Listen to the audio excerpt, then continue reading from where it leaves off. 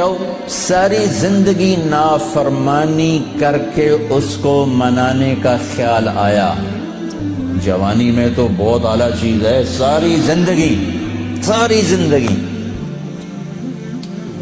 وہ کیا کرتا ہے؟ من تقرب الی تلقیتہ من بعید۔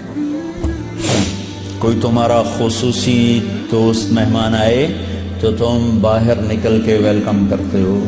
ہم لوگ ملنے آئے تو اپنے کمرے میں ہی، لیکن کوئی خصوصی پتہ چلے تو بھاگتے ہو جلدی سے جا کر دروازے پر کھڑے ہو تو گاڑی کا دروازہ کھول دو، پھر ساتھ لے کر آتے ہو۔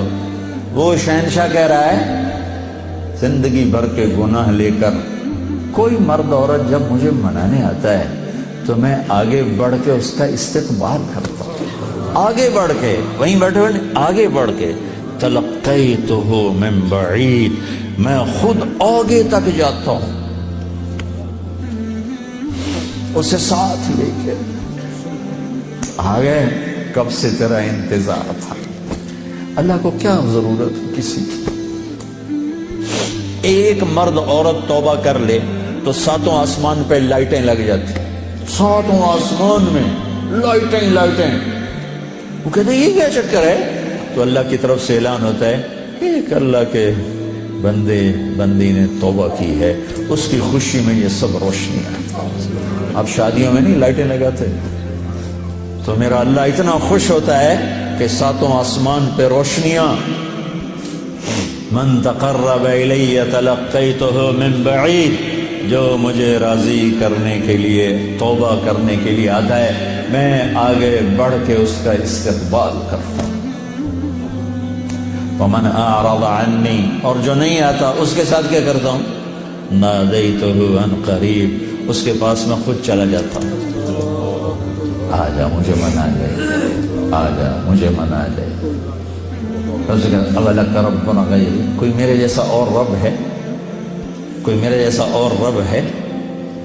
یہ ساری باتوں کے بعد اب اس آیت پہ غور کرو، جو میرا اللہ گلہ کر رہا ہے، ما قدر اللہ حق قدرہ، میرے بندو تم نے میری قدر نہیں کی۔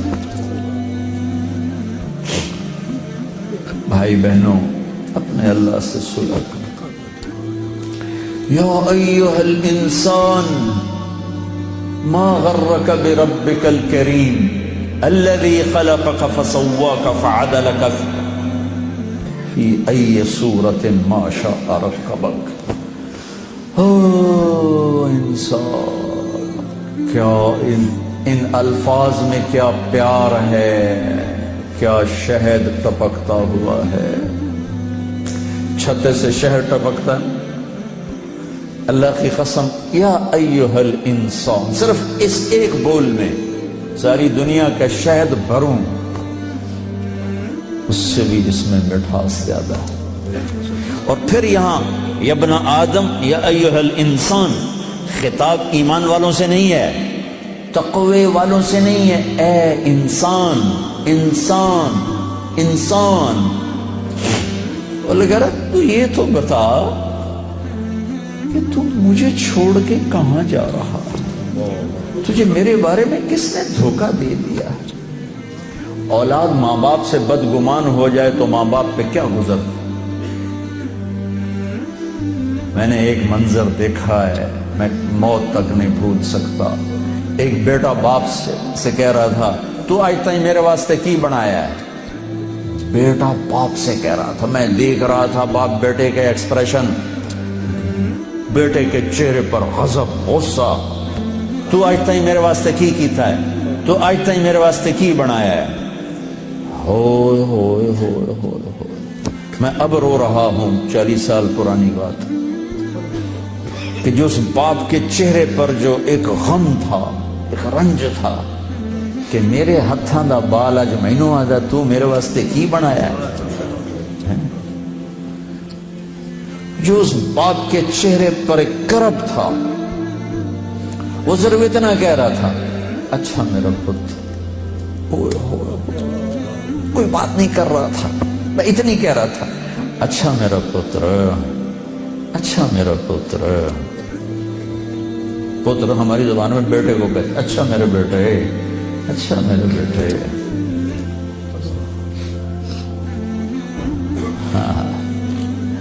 یہ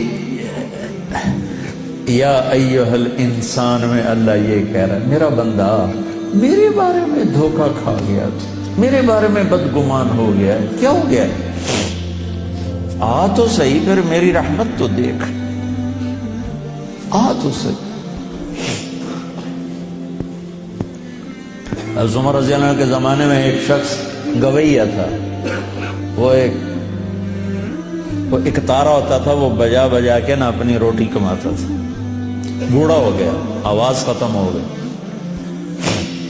فاقہ آ گیا، تو گانا بجانا کوئی اچھا کام تو ہے نہیں، تو گیا جنت البقیع میں،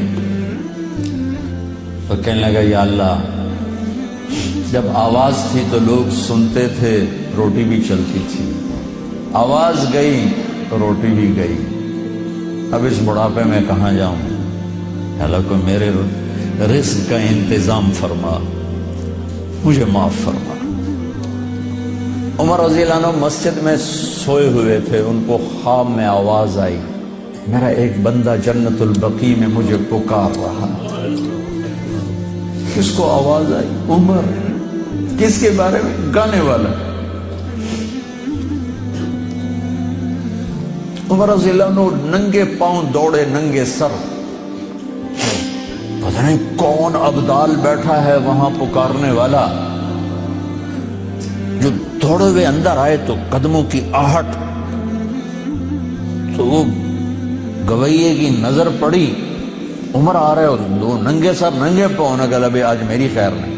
وہ اٹھ کے دوڑنے لگا تو اس میں نے کہا ٹھہرو ٹھہرو ٹھہرو ٹھہرو، میں خود نہیں آیا ہوں، مجھے بھیجا گیا ہے۔ کہ کس نے بھیجا ہے؟ کہ جسے پکار رہے ہو اسی نے۔ وہ بوڑھا بیٹھ گیا، کہنے لگا واہ میرے رب، ساری زندگی تیری نافرمانی کی، آج تجھے پکارا تو اپنے پیٹ کی خاطر پکارا، اور تو نے اتنا بڑا میرا اعزاز، اتنی بڑی مجھے عزت دی، اے اللہ مجھے معاف کر۔ اس کی چیخ نکلی اور مر گئی۔ عمر رضی اللہ تعالیٰ نے خود اس کا جنازہ پڑھا ہے۔